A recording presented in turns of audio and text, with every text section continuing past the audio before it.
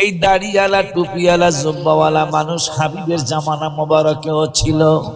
তারা নূরের নবীর পিছনে নামাজ পড়তো, পিসাব হুজুরের পিছনে নয়, আশিকির পিছনে নয়, রহমতপুরীর আলামিনের পিছনে নামাজ পড়তো জামাতে।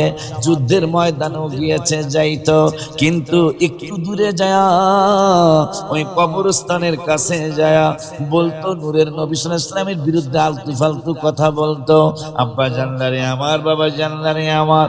নূরের নবী সাল্লাল্লাহু আলাইহি ওয়াসাল্লাম এদেরকে একদিন মজলিসের মধ্যে ডাইকা ডাইকা দেখা দিয়েছে, এইটা মুনাফিক, এই মুনাফিক, এইটা মুনাফিক, এইটা মুনাফিক, এইটা মোটামুটি 300 কত জনের লিস্ট দেওয়া হলো যে এরা সবাই মুনাফিক, অথচ দাড়িও আছে, টুপিও আছে।